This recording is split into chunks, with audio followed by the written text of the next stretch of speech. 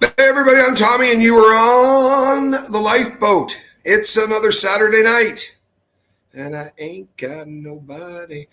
David Bully, good to see you. Wendy R, what's happening? Hey Mike, Brad, Kristen, Melinda, what is up? Wendy R, good to see you. Hope you're doing better. I really do. Just Joan, good to see you. Archie's mom is here. Burnsy, what's happening? Hello, Karen. Boy, Karen, you've been busy. Holy hell, Karen, you've been busy. Kristen, Melinda, good to see you. I'm glad that you are here. So, Mariah. Where's that? It's Maria. Hey, Maria, how you doing? Carolina, Canada, I'm glad you're here. So here's the deal, people. I talked about last night the Harvey Levin dumpster fire that was that documentary. He since has done his Two Angry Men podcast. That would Angry Old Men, pardon me. The Two Angry Old Men podcast. That would make me the third angry old man because that podcast is hard watching. It really is. The narrative is getting pushed really hard that this man's not guilty, and you're an idiot if you don't understand that. Angie Mo, good to see you. Archie's mom, what's happening? You're an idiot if you don't see that. That's the way this is already being put out there, man. Hanging in there, your wife's stream and yours helps, got me through the day. Oh, Wendy, I love hearing that. That's a very cool thing to say, and I know that my girl would be really happy to hear that as well. Taylor Miller, good to see you. Prayers for my baby. Okay, you know what? Let's get that done.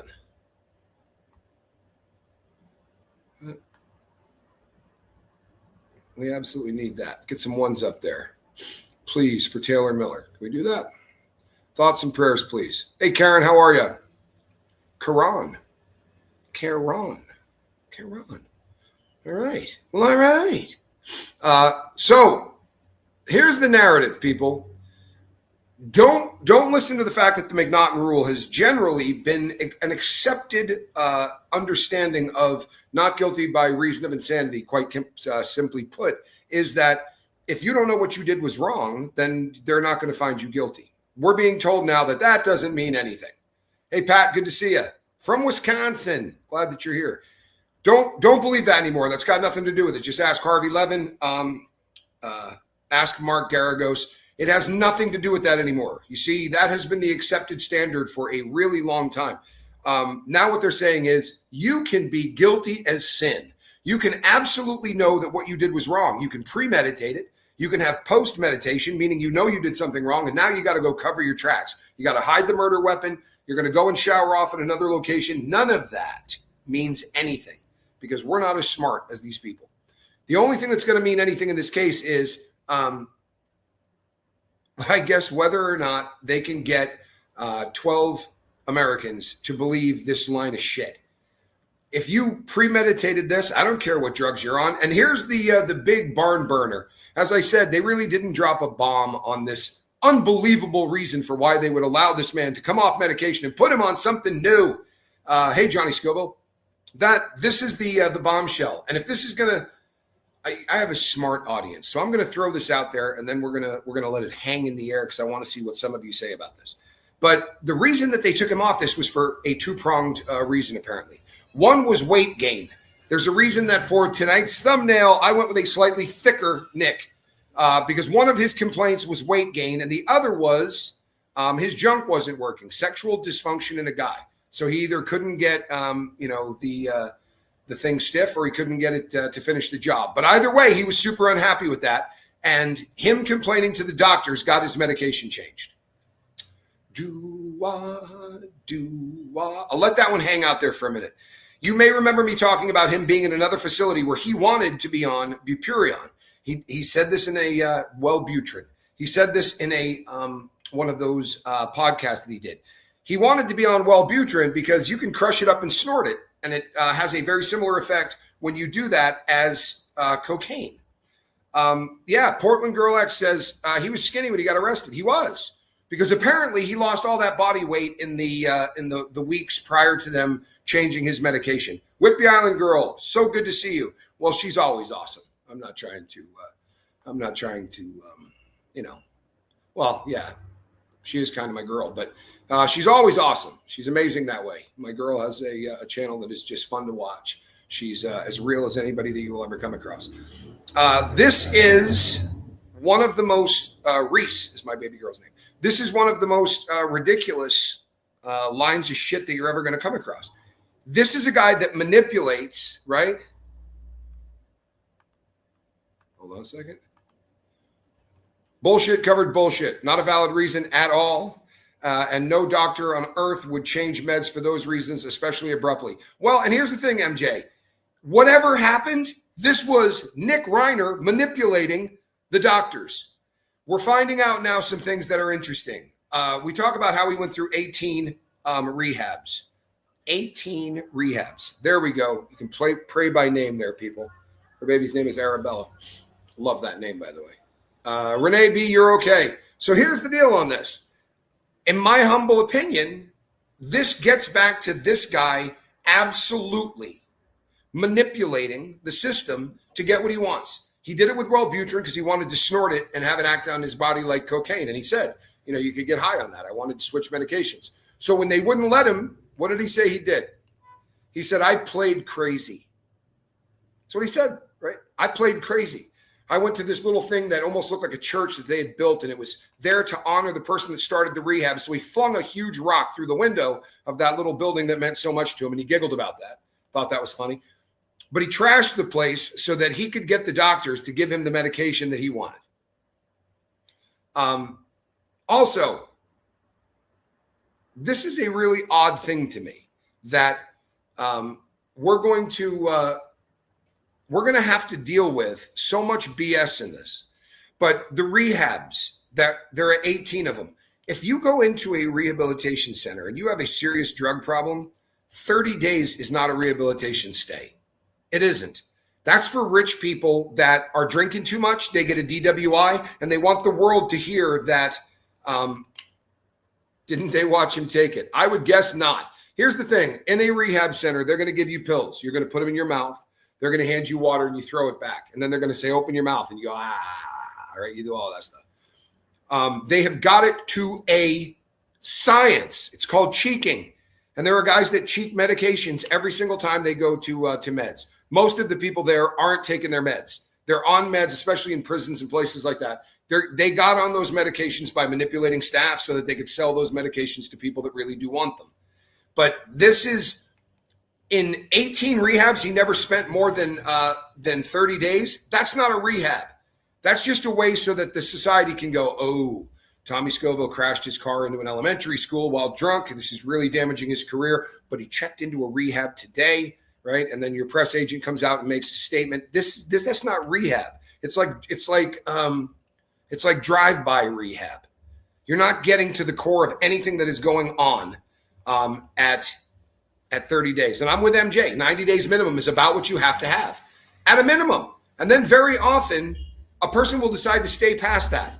And then very often, if they're very serious about their recovery, they will go from there to some kind of a halfway house where they re-enter you back into society. Now, they don't call them halfway houses coming out of rehab. They call them sober living houses. But it's a halfway house, right? You were in a very protected environment, sort of like prison is.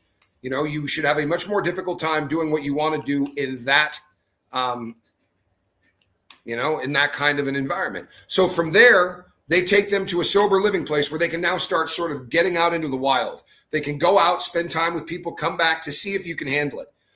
This is not one of those situations. This guy didn't get any freaking treatment. I'm sorry, they didn't. And for him to piss and moan, what really blows me away about this is his complaint with his parents was that they put him in this really difficult rehabilitation place where he didn't think people cared about him and it really made him unhappy. You were there for a month, right? I don't care if you went 18 times, right? That's a year and a half over 18 stays. That's a joke. If you can't do 30 days locked up, right? Even in a place that is cush where there are television sets and you can get back rubs and you go down to the ocean. I mean, these weren't rugged rehabs, man. This dude wasn't kicking in a county jail. He was going to some really beautiful facilities where people can work out and do all kinds of stuff. And they're doing, seaweed wraps and yoga sessions at 8 a.m. Holy shit. This isn't rehab. When all of this comes out, don't listen to the bullshit. I'm sorry, man. But when all of this comes out, forget what Harvey Levin is saying. Forget what Mark Garagos is saying. Garagos says in every one of these interviews, and I was very, very close friends with this attorney. I'm very, very close friends with that attorney. Here's the other thing that you got to miss me with this BS. So now he's going to have a public defender. This is on me, truthfully, right? I get caught up in the moment. I do research on other things. I get caught up in the moment. But I was sitting on the couch today thinking, wait a second.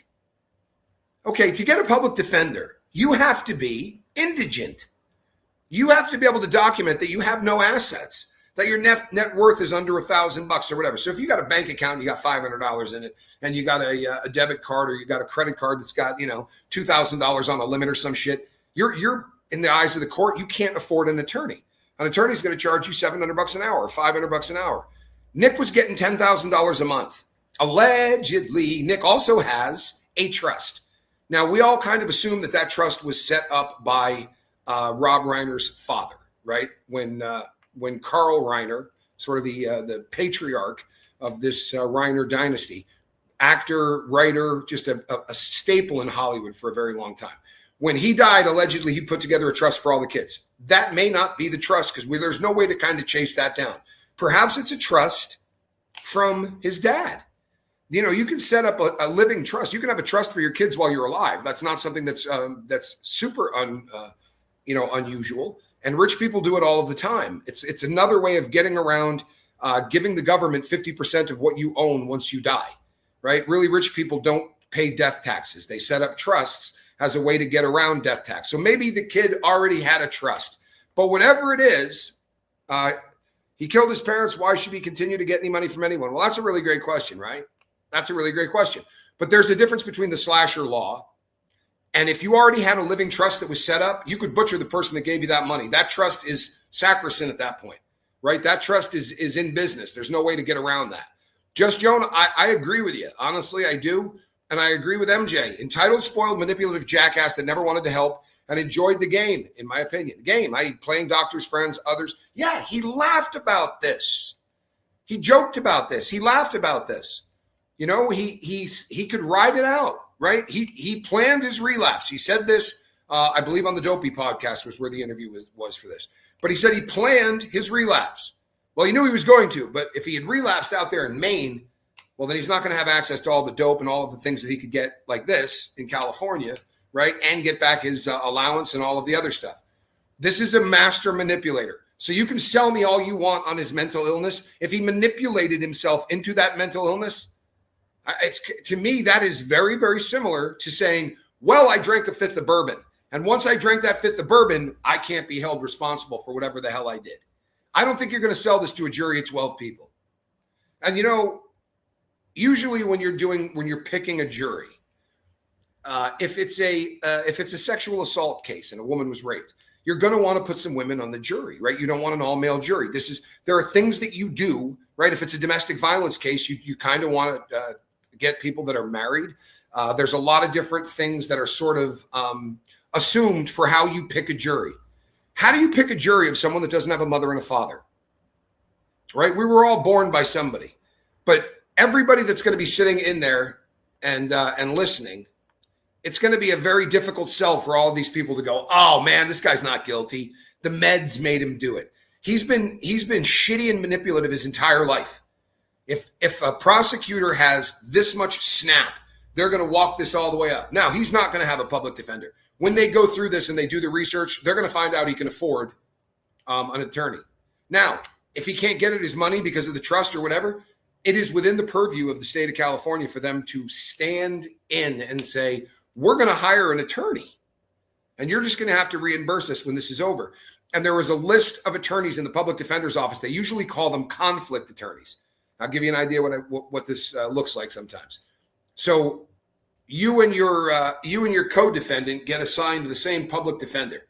And now there's only two options, right? So it's either her or one other public defender. So your co-defendant and you can't have the same attorney. That's a conflict of interest, especially if one is going to snitch on the other. So they have to assign you a new one. However, the one they're about to assign you is a guy that the last time you were incarcerated, you spit in his face. So that attorney can't take the case. Now they have to go to a conflict attorney. And they hire somebody from the street. And the government, so you can end up with a smoking attorney out of the public defender's office that has his face on billboards. When I was fighting the the gun charge, I had a really expensive mouthpiece. He passed away during COVID, but he was a very, very expensive mouthpiece. A guy I knew in the unit got a conflict attorney and got the same attorney. So he was getting them for free, and I was paying an absolute fortune for him, but we had the same person. Emily D. Baker was saying that in California, if you are accused of the death, then the will automatically goes to probate, and he would not be eligible to access any money until the case is solved. Absolutely a fact. However, this family had a shitload of money that has nothing to do with that estate, right? Everybody in this family's got cash. There are trusts allegedly paying all the kids monthly, but we don't know what they might have done to that trust.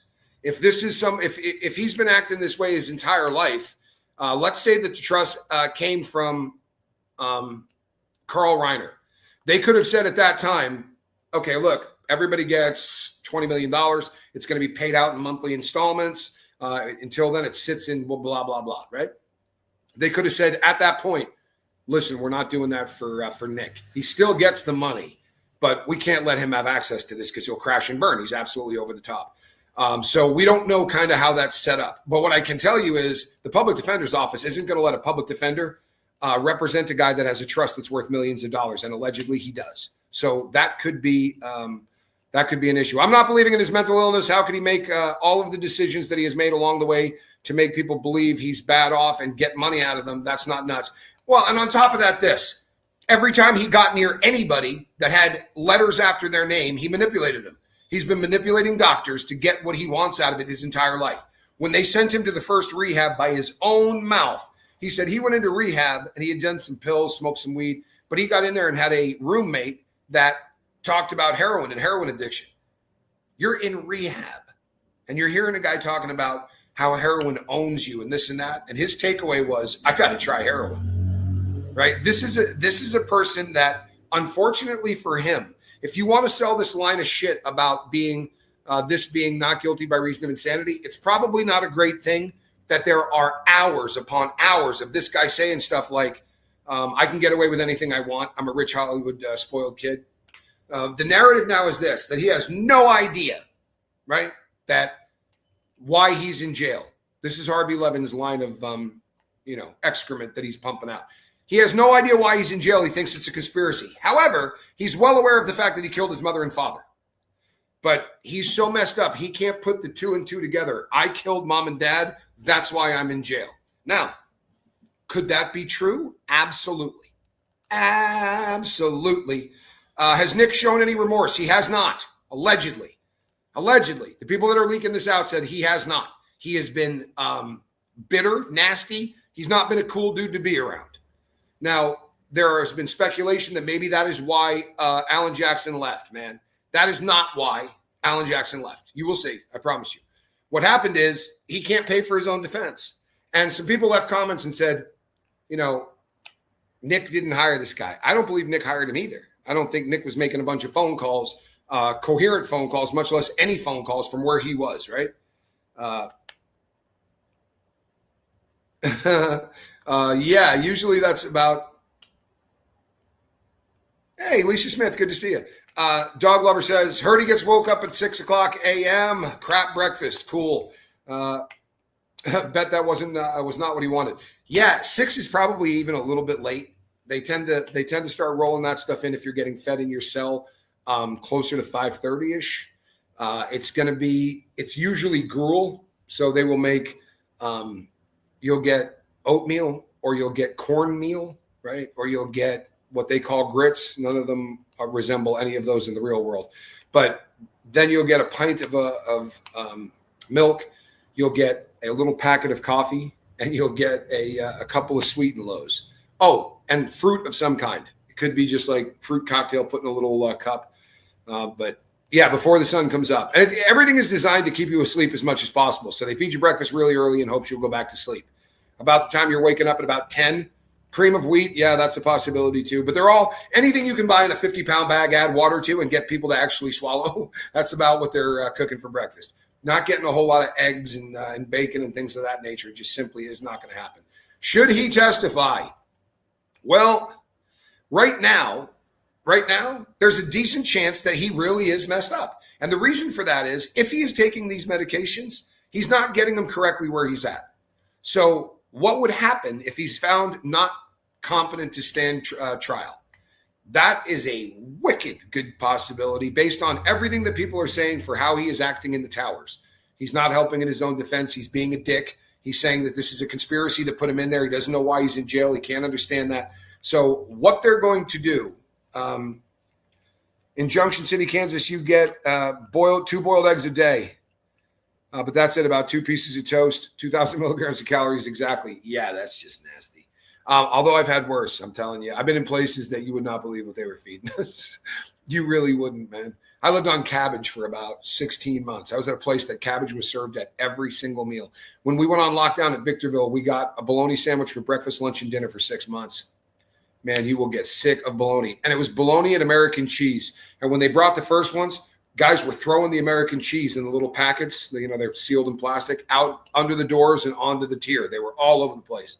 2 days later, they were trying to fish them back in. Everybody was damn starving. It was so bad. This is oh no. I think that the wild hog problem in Texas and the prison food system should go good together. You know what? I was with a company that sold stuff to that sold food to the Texas prison system. I mentioned that once. I had a tattoo of the company on my ankle. We had a charity tied to it. And the guy went, I know what that tattoo is. And he had been eating this stuff. They were ready to kill me, man. Really. So right now, what they'll probably do is they're going to have to send him out of there to a proper hospital. Now, that proper hospital is a prison, but it is a prison that will have a slew of people who are there just to deal with people like Nick, right? People that aren't ready to stand trial. And they will get their medications under control, and they will put them through therapy, and they'll put them through counseling. And once they get them to where they're able to stand trial, they're going to take them from that facility where doctors meet with them all day long, every single day, and they're going to shoot them back to the towers.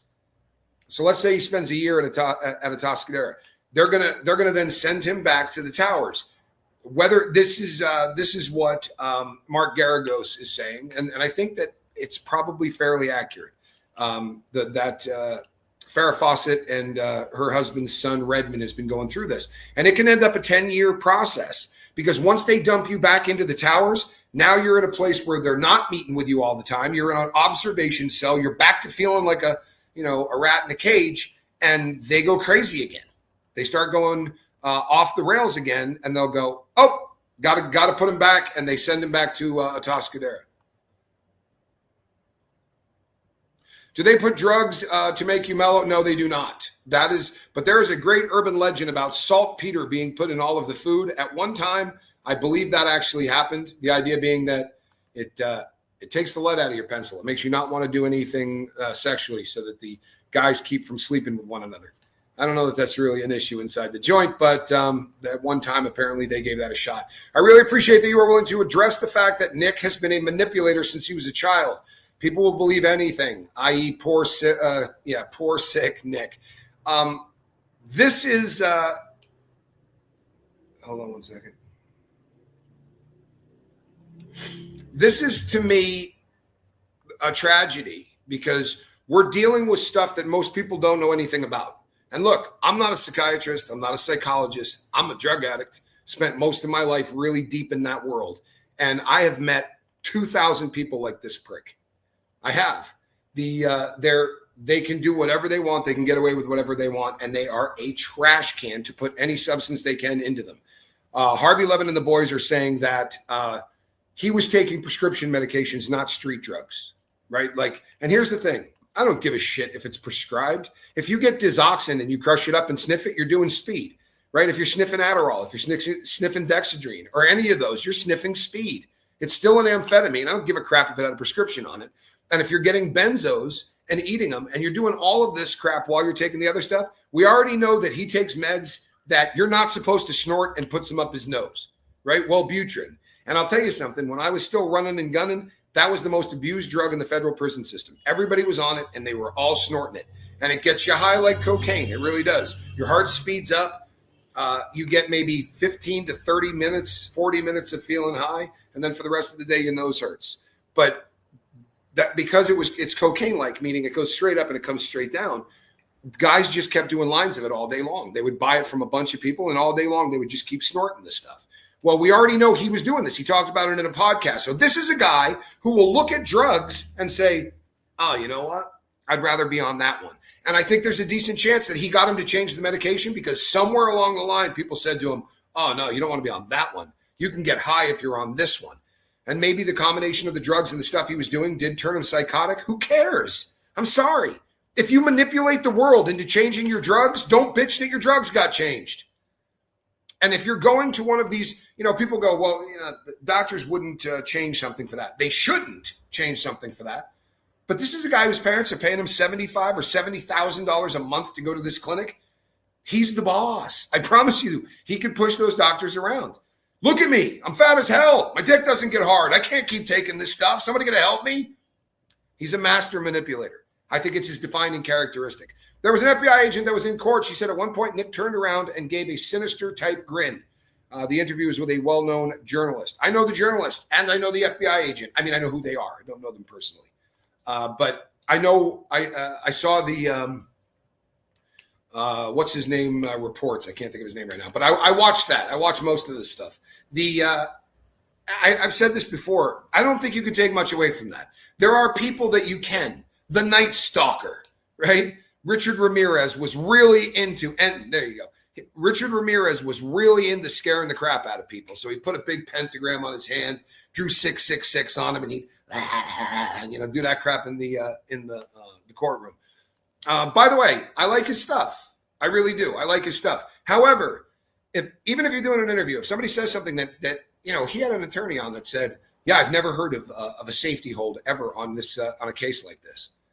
Man, I would chase that stuff down. But I like Brian. I like what he does. I really do.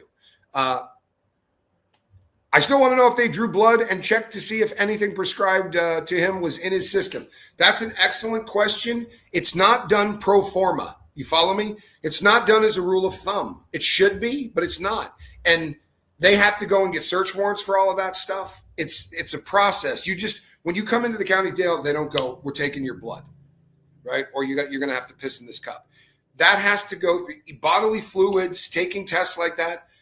Once you're in there, once you're in the county jail, they can give you random tests or whatever. But when you're coming through the door, they're going to have to go get a warrant for that. Here's the thing, though. If he was in a suicide cell, and we know that he was, usually for the first 72 hours that you're in a suicide cell, you don't have a toilet in there. They will have to bring you out to bring you to a toilet because they don't want you banging your head on it or doing anything to hurt yourself. So they call them dry cells. If that's the case, they put a urinal in there. It looks like a mug, but it's got an angle so you can just drop your Johnson in it. And they have to keep track of how much water because you can't drink off anything in there. There's no sink. So there's a measurement on the side, and they're measuring how much water's coming out, things like that. So if they got a warrant for that, you wouldn't have to say to them, "Hey, I need you to piss in the cup." They would just have to take one of those on the way out and go pour it into a specimen jar. Wendy R says the FBI agent he interviewed, take her opinion with a grain of salt. Hey, G-Rath, good to see you. Rocket Queen, what's happening? Hey, Tara, you hear things, and I'm never trying to be a dick. I'm not. So many of these people are so much smarter than I am on almost everything. But on the drug stuff, one of the reasons that this case fascinates me is because I'm pretty decent when it comes to what drugs do and things like that. And I was watching where they were talking about this, and they said at one time they knew some of the substances he was taking, and they were listing some of them off. And the expert said he had hydrocodone, right, at the house. He goes, which of course is Percodan, and it's not. And I'll be honest with you, I kind of check out at that point. If you're an expert and you don't know what hydrocodone is, maybe you're not an expert. Rue, good to see you. I'm glad you're here, my friend. Hydrocodone would be more in line with like Vicodin, right? Oxycodone is Percodan. And when you take that and you add the Contin delivery system to it, you get OxyContin instead of oxycodone. And that is just a very large Percocet, a crap load of Percocet that in theory should be delivered to you over an 8-hour period of time because of the Contin release system, which is brought to you by the good people at the Sackler family. Low life pieces of shit. On the bright side, their life is not as good as it used to be. It'll never be bad, but it's not as good as it used to be. You kind of got to change your last name now. If your name is Sackler, you can't get invited to any cool galas anymore. They won't even take your money at the if you want to donate it to the Met in New York. But you got to be careful, people, going forward, because they're going to talk you out of common sense. They're going to say, this isn't his problem. If they had a warrant for his arrest, wouldn't that apply to his blood and urine sample for toxicology testing? No, it would not. Again, not pro forma. I don't want to admit how many times I've been arrested, right? I don't even want to admit it. But the one time that they decided it would be a really good idea, they decided that they were going to come down and take blood from me. And they had to get a warrant to do it. The warrant is just to arrest somebody.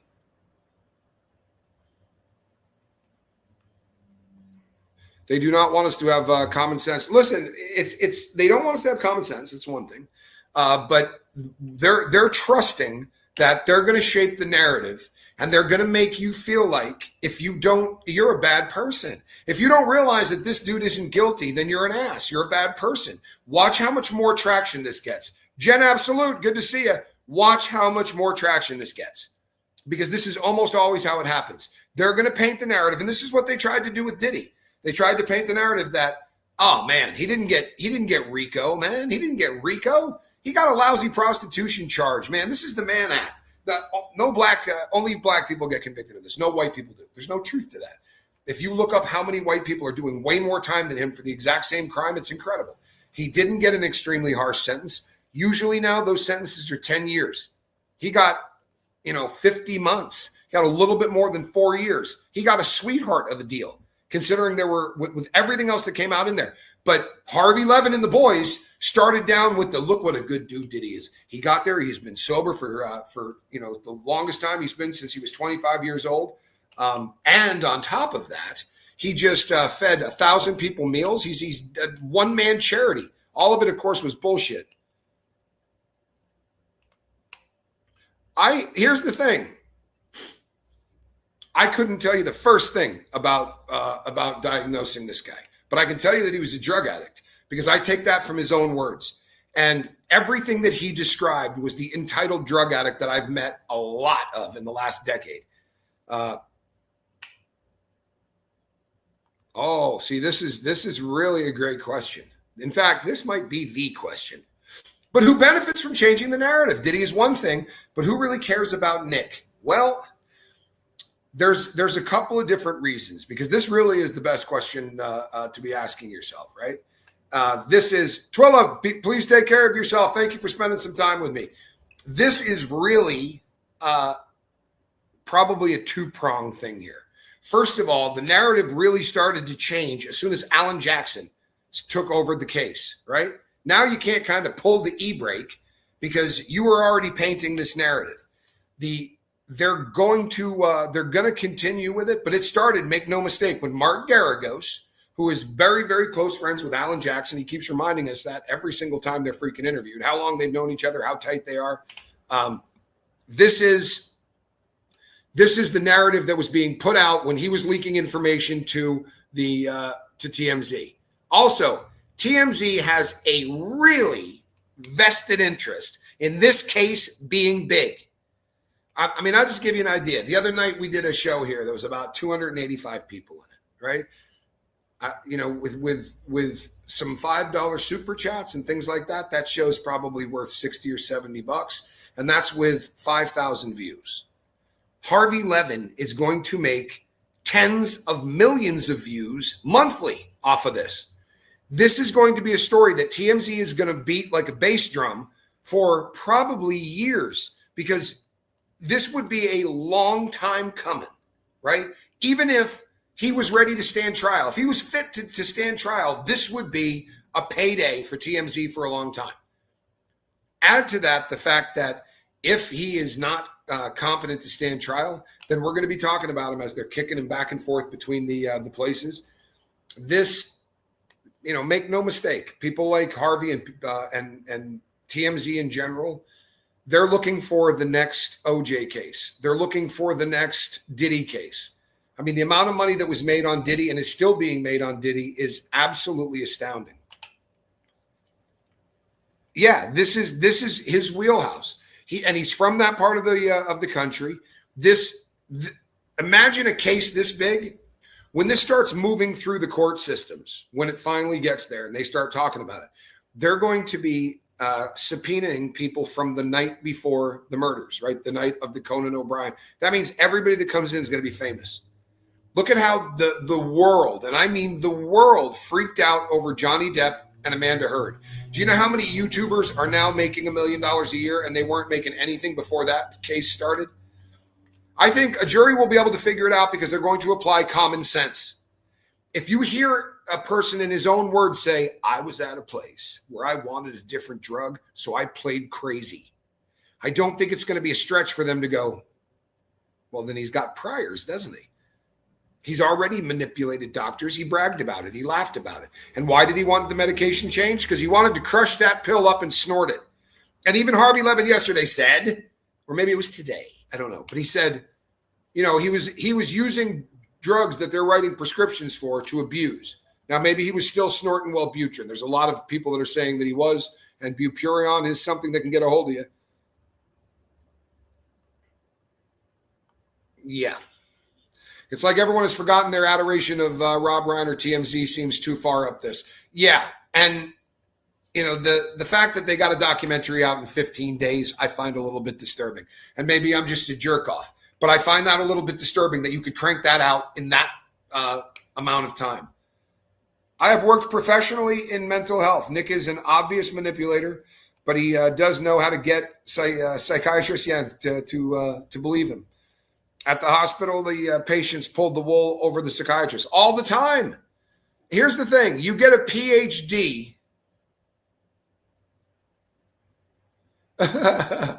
You know what? Just Jones says, mentioning OJ again made me wonder if I would ever sit and watch a slow motion police chase.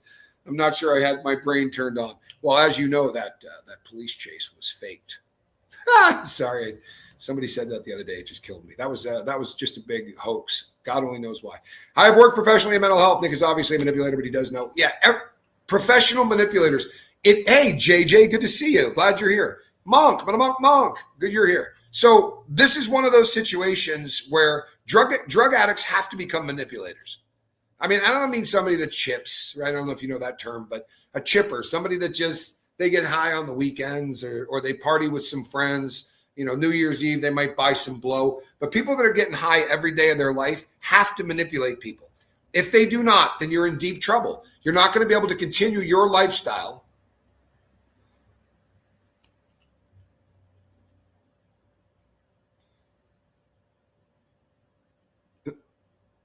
It's not Reiner's fault when you love a bad seed. No, if you're going to love your kid, whether he's a good person or a bad person. I don't blame Michelle or Rob Reiner for what happened. I don't. This is Nick's fault. Make no mistake. Whether he suffers from mental illness, and I'll bet you the farm he does, but his mental illness has obviously been exacerbated by a life of being a manipulative, self-absorbed, entitled drug addict. And drugs kind of ran his life. He overdosed on an airplane, had to be run to a hospital in Boston, brags about it, brags about trashing his houses. If they want to say that this is the responsibility of the hospital for changing his meds, they got manipulated by somebody, right? I mean, malingering. If you go in and you fake an injury and then somebody gives you medication for it, it's the hospital's fault. You faked the freaking injury. They give you an opiate for it and you get addicted to opiates. I don't want to hear you complain about it. He absolutely manipulates people. He brags about it. He has been dumb enough to brag about it in places. And listening to the interviews, I was so blown away to find out that his longest stay in rehab was a month, because listening to him talk about it when they were doing the pressers for that movie that his father made for him, Being Charlie, right? As they're sitting there talking about this, and he's like, yeah, well, being in those rehabs, I thought, God help us. They locked this poor kid up for 16, 18 months. You know what I mean? Yeah, I could see, 18 of those would have pissed me off too. 30 days? Holy hell, man.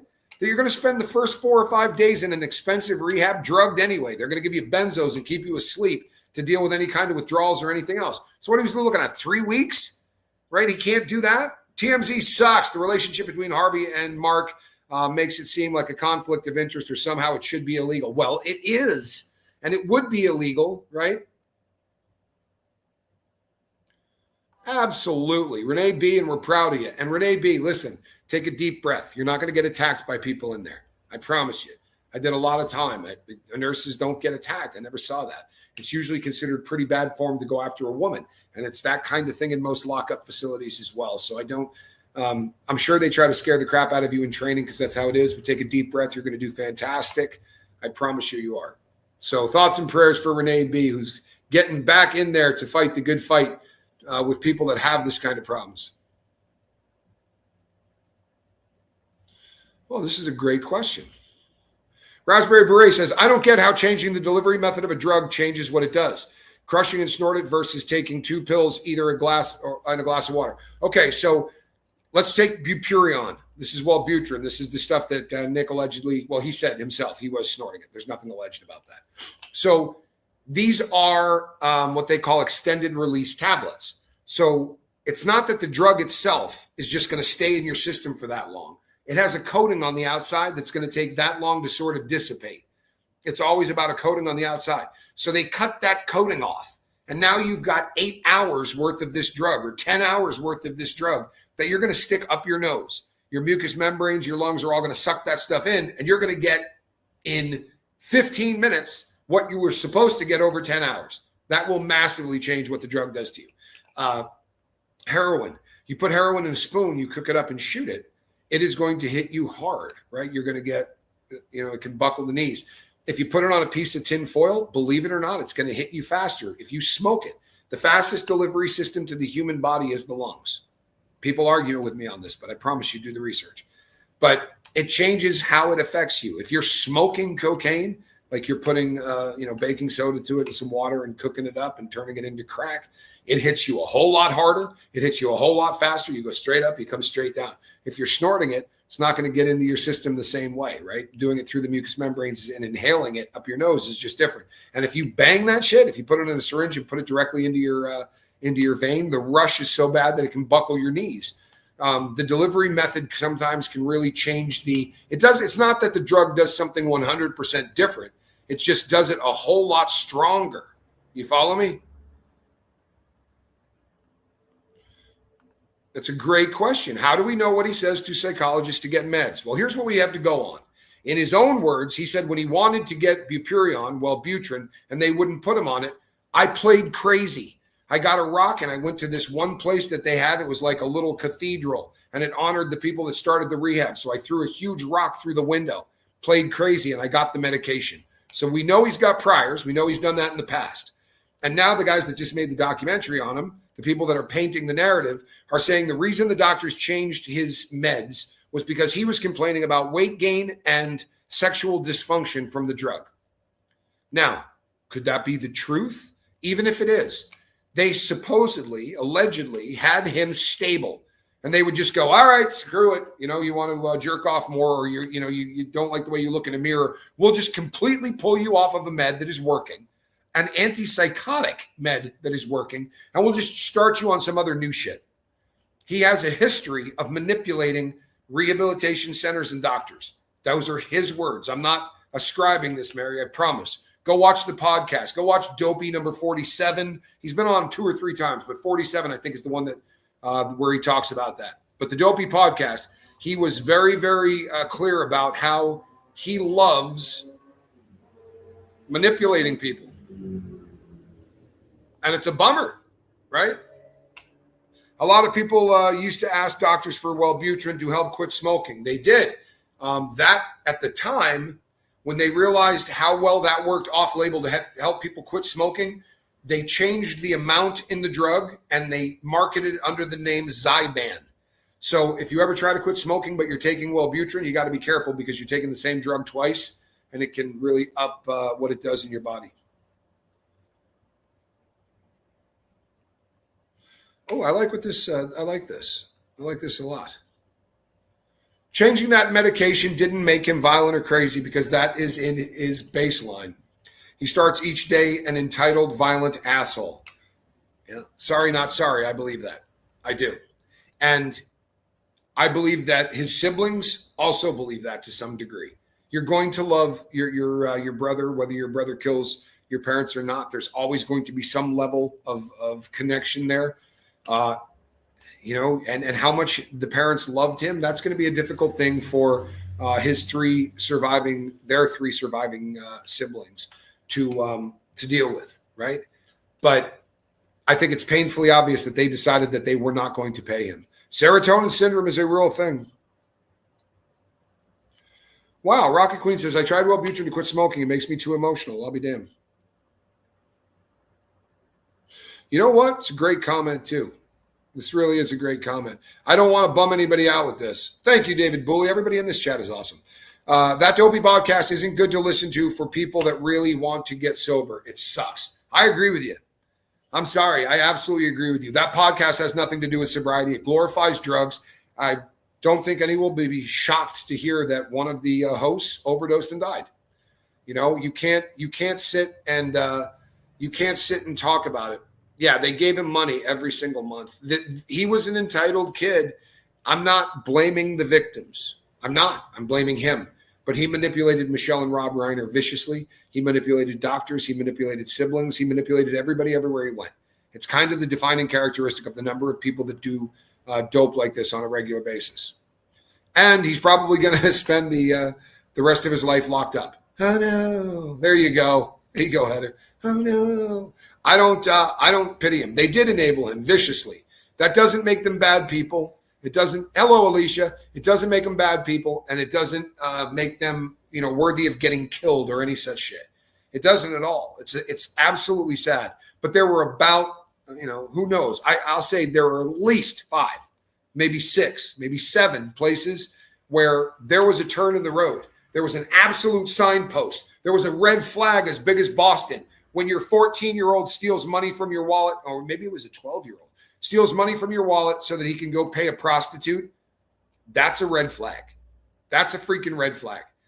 When you have to call 911 out to your Brentwood home for domestic violence, for kicking a door off of hinges, for trashing the place, for scaring people, for music that was so loud they thought it was a rock concert, every one of those interactions was an opportunity for a boundary to be put up for Nick. But not once did he get arrested.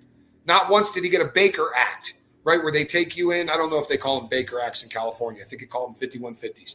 But the Baker Act is that they're going to take you in and observe you for 72 hours. How about if the parents just said, you're changing your medication, we're sticking your ass in a hospital, right? You're going to be locked down until we get the medication, stabilized.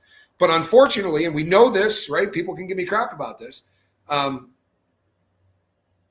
Yeah, this is kind of a fact. I think his siblings, especially Rami, spent the majority of their lives tormented by Nick. Maybe now that their parents are gone forever, they realize they can cut him out of their lives forever. Well, they're certainly not trying to pay him off. I certainly don't think that they're trying to pay for his attorney, especially if that attorney is going to trash their parents. And I don't blame them. I don't blame them at all. But no arrest record is not just kind of, see, Tara kind of gets it. We've kind of talked about this before, but Tara does get it. This isn't just odd. This is friggin' beyond comprehension to me, right? This is beyond comprehension to me. This dude has no arrest record. He hangs out with prostitutes. Not for nothing, that will get you an arrest record. Right? The vice department, the people that work the places where hookers sell themselves, they hang out and look. They wait. And if they see the same John over and over again, those people get picked up.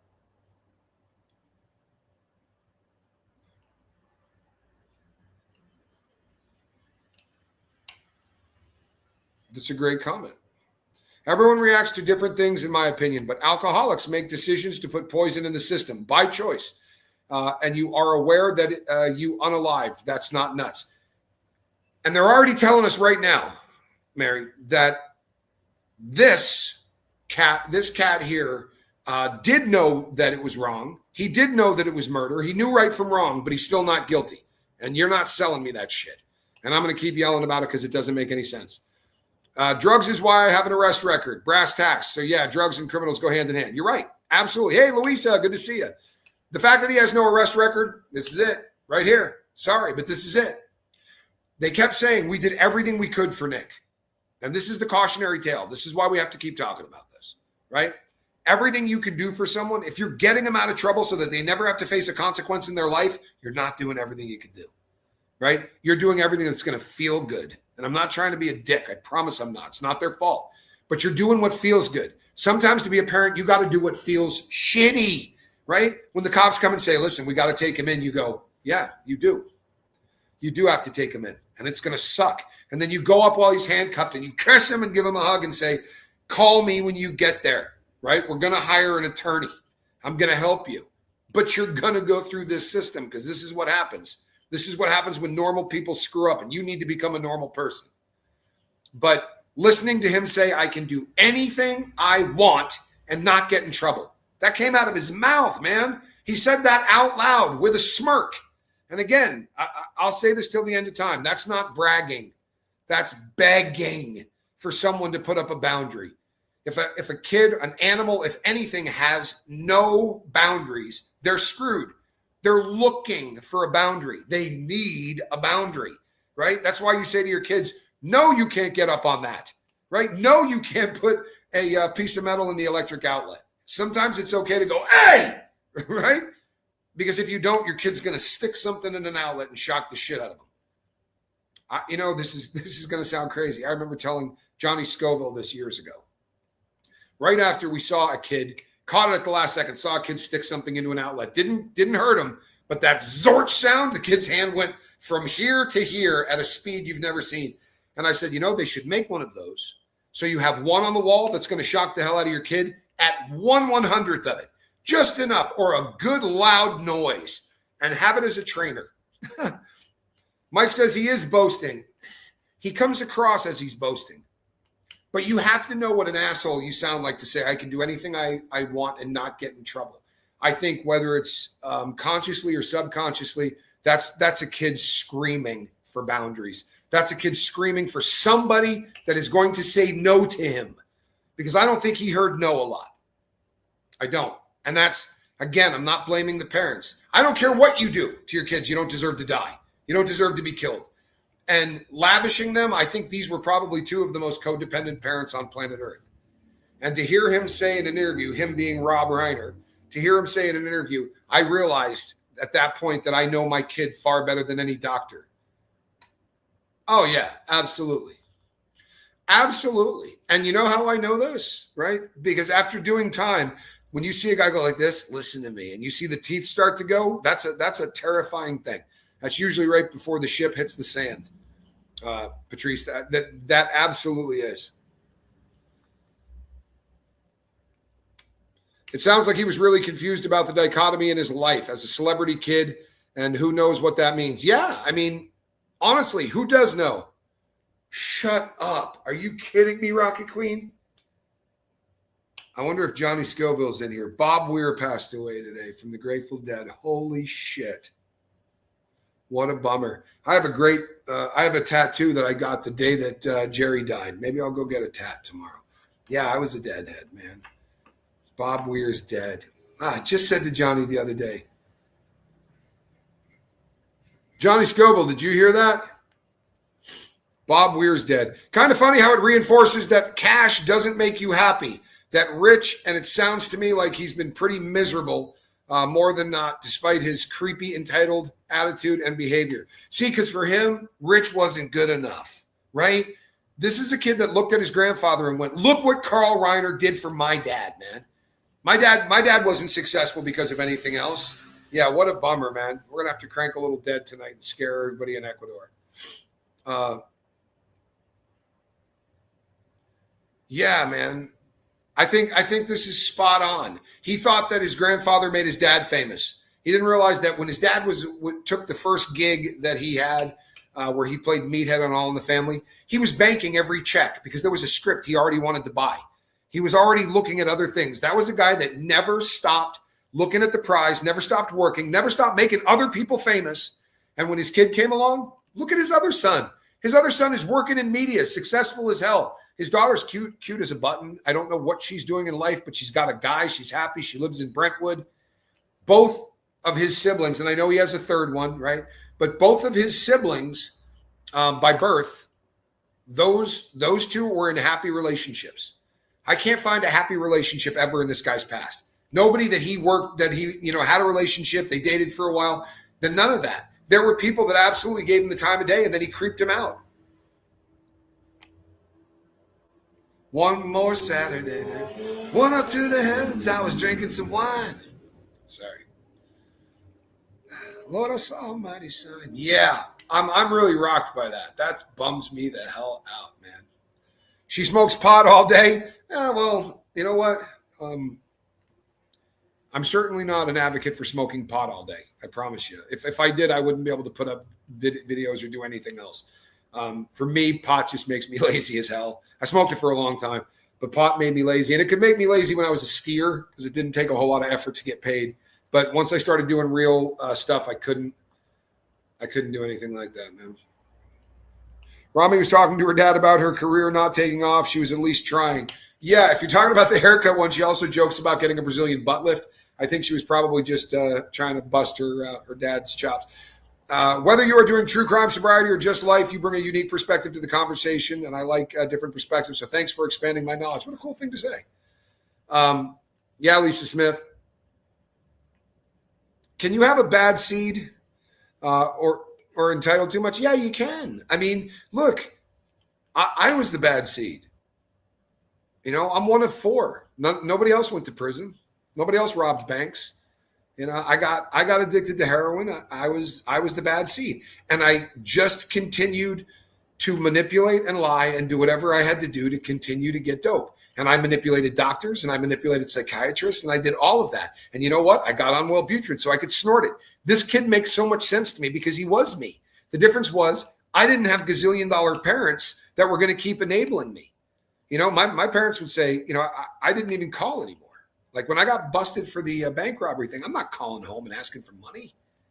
At this point, I'd made my decisions in life. And my parents wouldn't have stepped in and said, hey, you want a check? Those days were long over, man. My days of manipulating them, they got smart. If I called and said, I'm in a really bad way, I need money, they'd go, no, come on over here. You can eat for days. I'll let you stay here. You can bring your whole family. But I'm not giving you money because I know exactly what you'll do if I give you money. Scarlet Begonias. Boy, you know what? My favorite Dead song is Ripple. It's my favorite Dead song. Always will be. And I love all the Dead songs, but Ripple is definitely my favorite Dead song. But make no mistake, people, this guy's guilty. And I'm not going to make friends. There's going to be a lot of people, especially because I do a lot of stuff with people who have dual diagnosis. Most of the people I work with are in sobriety or in recovery, but they're all trying to get sober. They're all making an effort. And I'll tell you something, any one of us could have turned into him. We just needed a little bit more entitlement. You know what? That's a very kind thing to say. And I do. I have an unbelievable conscience, but I didn't when I was knee deep in heroin. I'd have stolen your wallet and I'd have helped you look for it. It's just kind of how it was. And that's what dope does, right? People always say all the time, I believe Plato might have said it first, we're born with a God-shaped void inside of us. Well, there's a lot of people for that void gets filled with dope. There are people that gets filled with food. There are people that and some people fill it with a connection to a higher power, whether you believe in one or not. There's a ton of people walking around this planet in a ton of different religions who are very content because they filled that thing inside there with a connection to a higher power. You follow me? Connection is the opposite of addiction, and it always will be. Connection is the opposite of addiction. Sobriety is not. Sobriety means you don't have chemicals in your body. Doesn't mean that that you are now, clean and sober and all of that shit. The opposite of addiction isn't sobriety, I promise. Sobriety just means you got it out of your system. It means your connection. You're connecting with people. You're being honest. You're saying what the hell is happening to you. And then you are working seriously to find out what made you plunge needles in your arms. What made you stick a straw up your nose? Because if you believe the narrative of people who go, well, I just started partying and I had a really good time. And the next thing you know, it was out of control. And then I was addicted and I couldn't quit. I said that for decades because I didn't have the balls to sit down and actually take a look at who I was. And at that point, I developed a conscience, right? It usually comes right around the time that you realize that, you know what? This is my fault, right? Some people claim that there's a woman to blame. but you figure out it's your own damn fault. Even no matter what the hell happens, right? No matter what the hell happens to you along the line, you could be sexually assaulted as a kid. Happened to me. You don't get a get out of jail free pass for that. You still have to come to grips with whatever happened to you, and you have to put in the work in order to get that shit done. And if you don't, you can end up Nick Reiner, honestly. And it doesn't mean you're going to end up psychotic and killing people, but if you're unchecked, okay, you're looking for a boundary at some point. You never found one. Well, he found one, right? That's why he's so freaking shocked. You're not going to sell me on the conspiracy thing. He's going, what the hell? You can't get me in trouble. I'm not allowed. Why am I locked up? Hell, the cops got calling me how many times? Why am I locked up this time? Yeah, I killed him, but can't I do that? Right? I'm entitled. I can do anything, right? Right? As parents, we do anything for our kids, but they forget as he did. I'm rich, not you. Yeah. It's and I think that, and again, I'm not trying to bust the balls of the dead here, but if Rob Reiner wants to be the best parent on planet Earth, but he spends 260 days a year on the road filming and editing, quality time is lovely, right? Going and seeing sunsets, and we went to Mexico, and we toured the India. That's great, but quantity time. Spend a shitload of time talking to your family, to your kids, and you got a much better chance of them not becoming severely drugged out and ending up doing something that's going to land them in prison for the rest of their lives. I'm really late, but his entitlement was probably one of his biggest issues. Yeah, if not his biggest. And here's something that you're not going to hear people say as well. But let's say that you're a little touched. Let's say you have some mental illness. I do. A lot of people do. If you continue to take medication that absolutely messes with your brain chemistry on purpose, you keep doing methamphetamine, you're doing heroin, you're doing all of these substances that are continuing to mess with your brain and your brain chemistry, then you're going to exacerbate your mental illness massively. There are people out there that are batshit crazy because they've done way too much drugs. And I'm sure you can think of rock stars who got sober when they talk. I mean, I love Joe Walsh, but listen to that man have a conversation. The thing of it is, he didn't talk like that in the 70s. Ozzy Osbourne didn't talk like he did in the 70s either. You can't keep putting dope in your brain nonstop for a lifetime and not see it do a lot of bad stuff.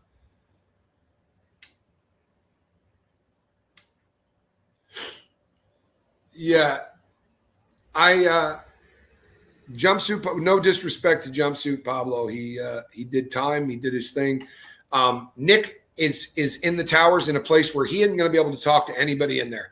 When he does get sent to a proper prison, I don't know that this guy's ever going to end up in general population in any kind of way, right? He is a guy that is going to really freak the hell out if they try to treat him like he's not special.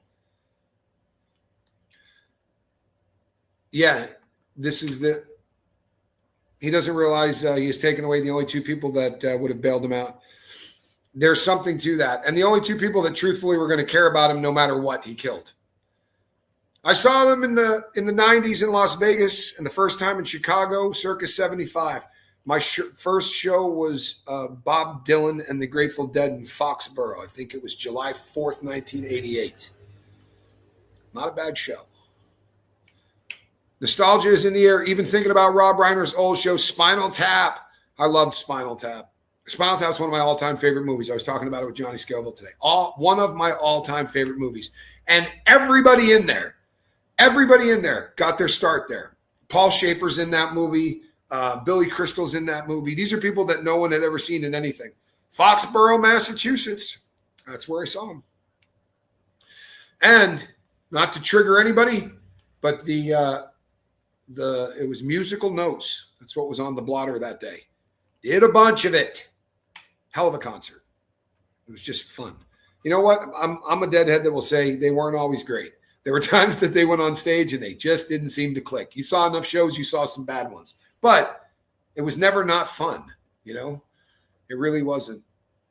And if they played Ripple or St. Stephen, it was a spiritual event. Nick controlled that whole family for years. He traumatized them all. I think he knew it was over and released his rage because he couldn't use them anymore. Well, that is a theory that a lot of people agree with. There are a lot of people that say he found out he was removed from the will. I just don't think we're going to find out that that was the case.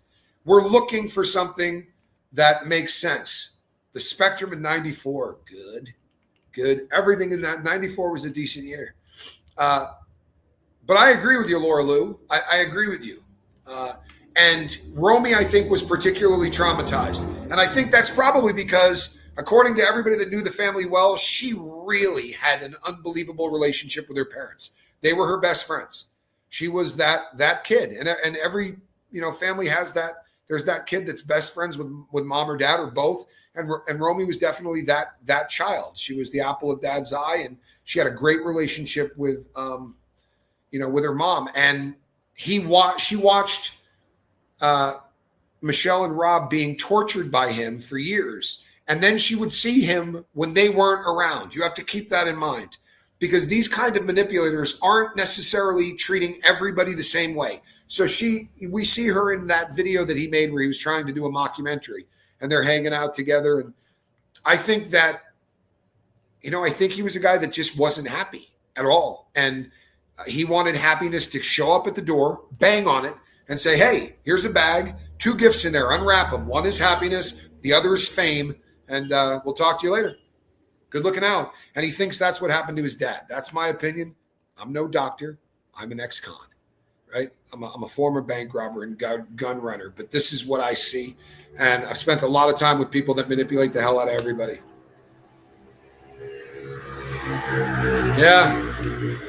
Yeah, Swimmer for Life says, it seems that Nick finally got what he wanted, fame. Unfortunately, we all know who Nick Reiner is, a despicable piece of trash.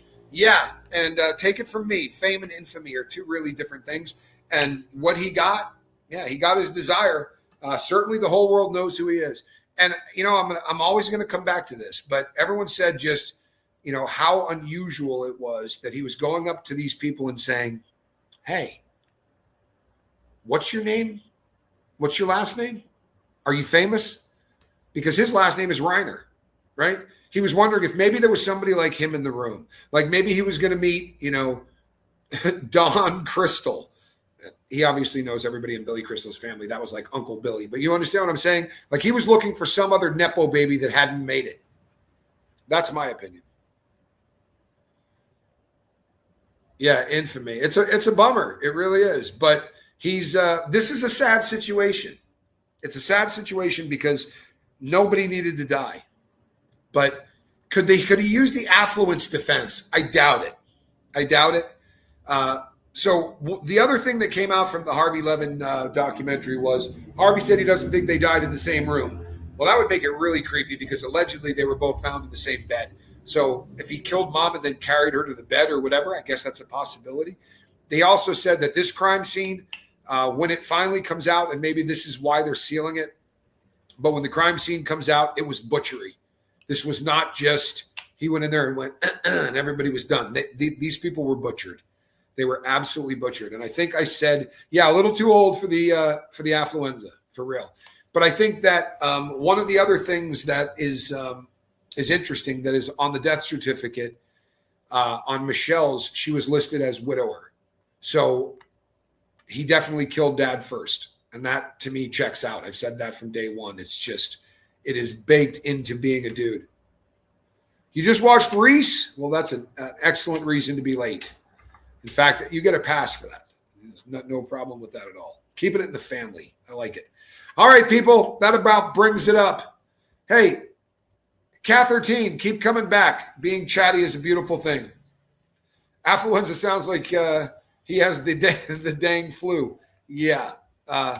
This is one that unfortunately we're gonna have to continue to visit this. It will slow down. We're gonna see it slow down. That's only logical, and then it's gonna ramp back up. This is gonna be Diddy on steroids, and I think it's gonna be a disappointment for a lot of people because they're gonna want to see this come to trial quickly. It would be great if we saw him face justice this year. He's not going to. He's gonna get hockey pucked back and forth. That's a great question. Now, this is opinion, right? This is just my opinion. But I think that he said, in my humble opinion, that he said, "You're embarrassing me." I think that that would probably be enough to trigger a dude like him. The realization that he's always been an embarrassment. Or he could have also said, "And if you don't get back on your meds and stop taking drugs, then we're going to kick you out of the house." And he saw this as maybe the mule train ending. And if it was going to, screw it. I'm not having that. I'll kill these guys. Yeah, he's going to end up paying. He's going to have to get an attorney other than the public defender's office, Tracy H. He's never going to be. They have to fill out paperwork to show they're indigent, to show that they don't have the money. And he does. I mean, even if all he had was 40 grand in an account, they're not going to say he's indigent. You can find a lawyer for that. So there's going to be a mouthpiece. And I think the family will probably do something to hire him, but it's going to be different.